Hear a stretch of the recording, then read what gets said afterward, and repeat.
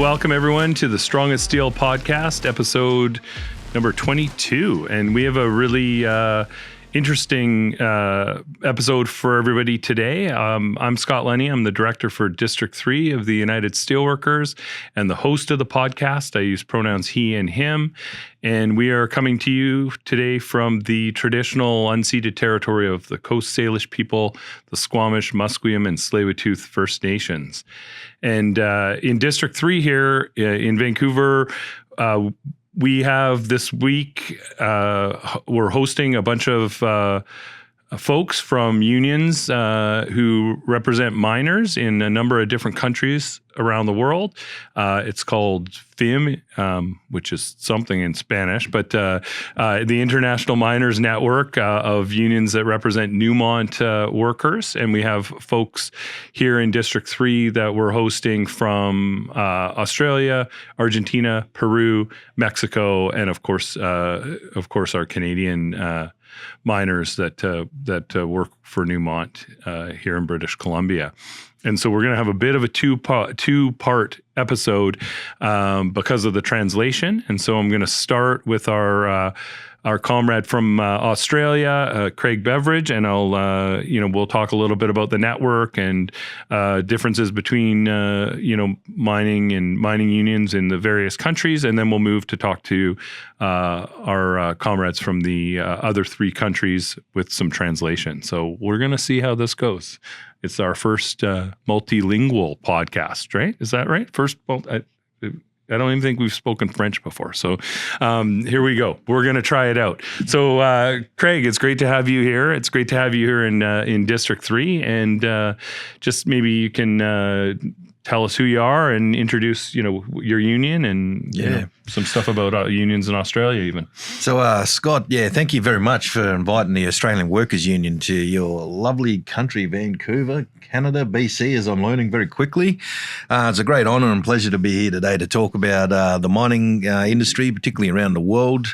For me, this is a great experience to get an understanding on how some of the other mining companies are operating, particularly in some of the southern parts of the world, like South America and places like that, because obviously when you're sort of in your own country, you become in your own little shell. You sort of deal with the mining day to day, and you sort of forget that the world's a lot more bigger and there's a lot more mines out there that are all related in some way, shape, or form. Whether it's through the stock exchange or whether it's through a different name company, but some way or the other, they're all linked together.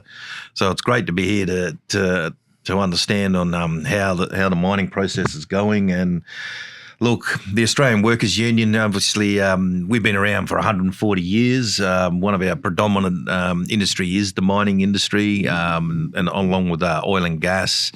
Obviously, we have very broad coverage under our constitutional rules, so it allows us to venture into many areas out there that we can sort of unionise, given that I don't know if much of you know much about Australia, but where I come from, Western Australia, it's a very large state, so to where you can drive for 2 days and you haven't left the border, or you can fly within 2 hours and you actually get to where you're supposed to be. So that's particularly for the mining side of things up there in the Pilbara. So, is there anything else you'd like me to add? No, I mean, that's great. I actually went to an Australian Workers Union convention. I can't even remember how many years ago, but there was a company that at the time owned one of the steel mills actually in Alberta that we had, and I can't remember what it was. It was Alta Steel and Mollycop, and I can't remember the name of the company. And we were building an alliance, and then they promptly sold the mill, and that was the end of that. That was the end of that. Yeah, they had a different owner, and nothing to do with the Australian Workers Union. But I remember I went to a convention there, or some sort of a conference there, and I think it was the other side. I think that was in the eastern. It would have been in the eastern side. In the eastern side of Australia. Yeah. They still. I think we only got 2 steel mills left. Just off the top of my head now. One in South Australia, which is still operational. Yeah. Pretty much the steel industry in Australia sort of bottomed out. Yeah. I was around in that time there. We were developing the Steel Alliance across the world. Yeah. But you're right, it did sort of didn't get many legs because when the market started crashing and everyone started selling up, it sort of came to a halt. Yeah. But the mining game, you guys are well aware that they open one mine, they can mine it for years on end. And just because that mine's operational there'll be another deposit over there. They're going to keep going. So, we're well aware that the mining industry is still going to be probably see my lifetime out, see my children out anyway. Mm-hmm. Yeah. And so do you think, obviously you kind of said, and I think it's great too. You get to learn about how things are going in different countries, and there's some common employers, there's some different employers. But what do you think the value of the miners network and getting together with this is, I think, the fourth meeting that we're having. So what do you think the value of that is for you guys, for the Australian Workers Union? So for the value for us and what I've seen is the ability to be able to share what we've fought and won for through, whether it's through legislation or boots on the ground, as you're aware of, through the membership, going to that one step further and strikes and things like that to hold the companies accountable to in improving conditions and safety, as we are well aware of. The safety side of things plays a very big key role in the mining industry because it's such a volatile industry. We want to see our members, get up and go to work in the morning. We also want to see them coming home to see their families, because really at the end of the day, that's what they're there for. They're there to make money for their families and put food on the table. And so for me to be here as an honour to understand on how the other side of the world is working, and having I would like to consider some valuable input on how we've, the trials and tribulations of what we've been through to get to where we are is a great honour to share that experience over this side of the world, if it's a better way of me putting it. Mm-hmm. So that's, I see the value of it. For me, I think we're quite well aware that the mining industry is not going to go away. Mm-hmm. It's going to be around for a very long time. I think, for big improvements into countries that don't have that sort of stability, because the governments are very on rocky grounds, and that's probably a nice way I could put it, gives the ability for us to, be able to put something forward for them you can build up their structures over in those countries. Yeah. So their governments will understand. And then we sort of start to work in a harmonised safety ability, if that's a good way for me to put it. Well, yeah, we shouldn't bullshit. We know the companies that we deal with, they'll treat folks differently from mine to mine, even in Canada, or even in Canada and the United States, if they can. Like, if they can do it differently in the non-union mine, they will. If they can do it differently in a different jurisdiction, they will. And we know when you get to the countries that don't have the kind of, legislation and the minimum standards that at least we have, I think, in Australia and Canada and the US, then, the conditions are really going to go to the lowest common denominator. And it's kind of our job to make sure that we hold them to account. There's no reason you shouldn't be just as safe and concerned just as much about the safety of miners in Australia and Canada as you are in Peru or Argentina or Mexico or Indonesia 100%. Or wherever you are in Africa, right? Like there shouldn't be a different standard, particularly when it comes to health and safety and protection of workers. And that's why I think these forums are great, because this is an opportunity that for us as a developed nation, that we have the standards that we've fought and won for, to hold the mining companies accountable, so they can pass that on into other countries where they don't have that ability and that opportunity to sort of have that voice to be able to maintain their industry standards, as we refer to. So. Yeah. What I learned today, actually, earlier today, was that you all had a campaign, kill a worker, go to jail, and enforcing criminal consequences and penalties on companies who are negligent. And I think we have very similar lingo, actually, in our countries. And we've been at that in Canada for decades. There was a mine explosion in the early 1990s in Westray. Miners were killed, and we lobbied for years as the steelworkers and the labor movement for amendments to our criminal code that came in, 10 years later in the early 2000s. And in the time since those amendments came in, practically no charges. There's a few more lately, but there weren't a lot of charges. There weren't a lot of convictions. No. And to hear you say that there's actually, you all have got, there's been folks that have been charged and some people actually convicted under the criminally for killing workers and injuring workers in your country. That's positive news for us, because I think if we keep at it, we can get that result and the deterrent that creates. Right? And we hate to say it, we don't want a death on a job that's going to bring that sort of law into place. I mean, no one wants to hear that. But at the end of the day, if we bang on about safety so much and we implement it in the areas, but yet if the people who want to breach that through sheer greed and productivity, and if we can't hold them accountable, then what have we got these safety mechanisms in place for? That sort of dilutes and defeats the purpose of what we've been campaigning. So, that was a significant win for us there in Australia. Obviously, like anything, as we lobby for anything, it takes its, seems to go longer than what we'd like to think, but eventually we got it over the line, and that's played a significant role in backing in the safety mechanisms for what we have got in place. Yeah, for sure. Particularly out on the high scaled areas, mining, oil and gas, and places like that. So, that was a real significant outcome for us there in Australia. Yeah. No, that's great. We're going to have to move to the other folks, the other unions. So I just part two of this episode, or I guess, or we'll transition over there. So just, I don't know. I really appreciate you being able to get here. It's great that we're able to host it's a great honor, the network here, and so glad that you could be here. So glad you could join us a little bit. I mean, there's lots more obviously that we can, we could talk about probably for days and hours. maybe we'll zoom you in or virtually have you in on another podcast when we're talking about something in the future. But really appreciate you being here. And we're going to kind of get the translator and the folks from the other unions in, and we'll carry on from there.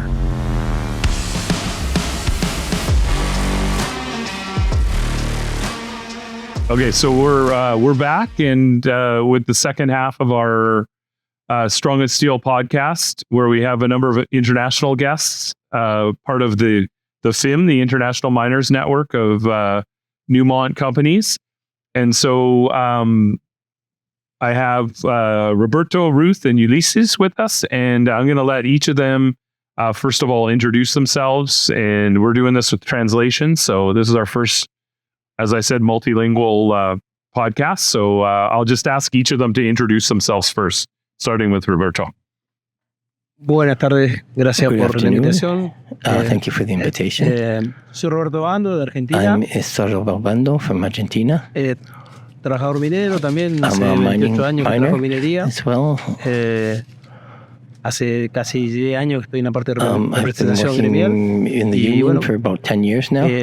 Visitando acá en Canadá y viendo cómo trabajan ustedes y sacando una buena experiencia para llevar conocimiento para Argentina. Learning about the situation that I can bring back to Argentina.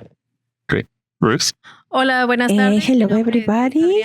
I am Ruth Lopez Patiño. I feel like I am at home here with the Steelworkers Union. I belong to the mining unions from Mexico. Hola, buenas tardes. Mi nombre es Ulises Marcos. My name is Marcos from the Union of Workers of Mining in Yanacocha in Peru. It's a company of Newmont, and I'm delighted to be here, having this opportunity to share with the steelworkers and to get to know this beautiful country of Canada. Great. So I'm going to just ask a few questions and then have each of you answer. So maybe if you could each tell me a little bit about your union and maybe just a little bit about unions in your country. Okay, My union se llama Semihin. We have, we're a fairly young union. We've only been around for about 15 years. We represent the technical workers, technical, professional, and kind of foremen or supervisors in the mines. In this last 15 years, we've achieved a lot in a short amount of time. We've achieved a lot. Members, organizations, collective contracts, benefits for our members. We're young, but we've accomplished a lot. As a union, we've been able to move forward, but there's still a lot more to do. But we feel we're heading in the right way. Okay. I come from the mining union from Mexico, and in July we're gonna be 91 years old. We are a democratic union where workers kind of elect the representative in each union.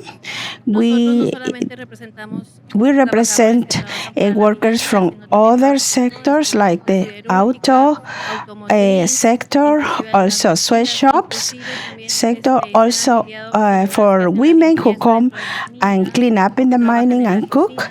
We are worried that we want that every time there is a betterment in the collective agreements, and we want that the labor rights be respected.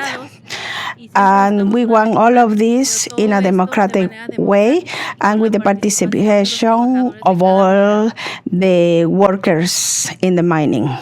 Bueno, gracias Scott por llevarnos a este camino. It's been a while since we've been carrying out this path. I represent Sinsukomi, the union. It's a little different from what you've said in Argentina and Mexico, based on the laws in our country. We're a union that is attached to a specific company, which is the Yanacocha Mine, which belongs to Newmont. Our union has about 300 members, and we are elected by the miners, the members. Our union's been operating for about 20 years. And we've achieved a number of collective agreements, which are important representation for the workers, have benefited our members economically, but also have helped improve conditions in the mine. As a union organization in our country, we have kind of limitations in a holistic manner at a national level, such as negotiating national contracts. We're required to only organize by work site. But there are higher organizations. There's the National Federation of Mine Workers that brings together the individual unions, and also the General Confederation of Peruvian Workers. To talk about unions in our country is news that there's a lot of fragmentation in Peru.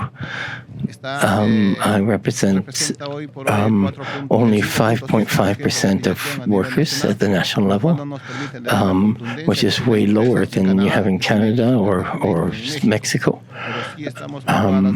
But we really work to continue moving forward so that more and more workers can be represented by organized labor. Gracias. Thank you. Gracias. I just wanted to ask about the SIM, about the International Miners Network, and why you think it's important for us to be doing this from the perspective of your union. Why is the network important? We've only recently become involved with the FIN. In the first place, this is just my second encounter. We work for a corporation, Newmont, that is not constantly putting out policies around security, management. It's very much a transnational corporation. And how can we protect our labor rights with an international corporation? By organizing at the international level, we can sort of level a little bit, at least, the playing field. There's specific policies in each country, but in general, we have common challenges with the same company, and this gives us a little bit more power to deal with that company. Definitely, for sure. Bruce? Gracias. La realidad es que The reality is that it comes from the need to really protect workers' rights. And this network helps us to visibilize this fight. So we can hear from other countries. We work for a big company, a big international company, and it's important to work together to achieve our objectives. This is a big learning, but also we can share our experiences. We can hear and learn from what happened in Argentina, in Canada, and so therefore the work of this network is very positive. For sure. Okay. To speak of the international network of miners allows me to talk about a bit of a historical account. From when we first got in contact with the compañeros, and there were, after various attempts to sort of develop this international network, joining with Argentina joining us, Canada joining us, and really the international network is a space of dialogue and sharing of strategies of the workers in the defense of labor rights. The companies, year after year, they have their meetings that allows them to put forward policies that improve their situation as business people. The workers need to look for the evening out or the equalization of labor rights among employees of Newmont in various countries. And the Newmont Corporation has mines in all around the world. And this space of the international network allows workers that are employed by the same company to share achievements or challenges to try and look to equalize conditions for workers in sites around the world. We can share the ideas of their costs of production, what they've got accessible or available. And so this is the importance of the international network for me. That's great. Yeah, no, I agree 100%. And, just for us, it's a eye opener as well. As you know, we only came about, we're having some members working for Newmont because they bought a couple mines in BC. And so they were a couple of years ago, just a new player on the scene for us. So it's really great to get to understand how they operate around the world, and of course share what the practices are, and work together to lift the standards for all workers across internationally. We just to close out, just wanted to ask what what you think you can achieve, or what you hope to learn from the exchanges that we're having. This is our fourth network meeting, and so in person we do some Zooms, but it's obviously better when we're in person. What do you hope to learn for either for yourself or for your union from the network? I think in every meeting, every gathering, there's different aspects. There's always something that positive comes out of it. To get a better idea, to see where areas where we can improve our work, particularly in areas of health and safety. I think that's an important area for us. Last year, we had 2 fatalities in the mine, and so there's issues around health and safety, and it's useful and important to learn how they're addressing those in other countries, because if it happens to one place, it can happen in other places. And to share this kind of knowledge and puts us in a stronger position for negotiating better conditions. And so I hope we'll get some positive things out of this, and particularly in that area around health and safety. So for this theme. So I would like to add what, besides on top of what Roberto said, I think is important that this network is key. It's important that we don't lose focus, but to learn from people from other countries. It is important as workers that we're together, and my aim is to get strength, to be strong, because distances are hard and we don't see each other so often. But when we see colleagues from Argentina, Peru, Mexico, we can learn a lot this week from each other. Sí, exacto. It's a space that brings us together in the network to know other realities in terms of operation of mines, negotiations. For example, in Argentina, there's operation around, and in British Columbia, it's also an open pit mine. But one thing that the international network is a way that we can work together to defend at a sort of international level the rights of the workers. We have a big opportunity to strengthen our struggle, because we as unions, a union that's tied to the particular work site, have limited resources.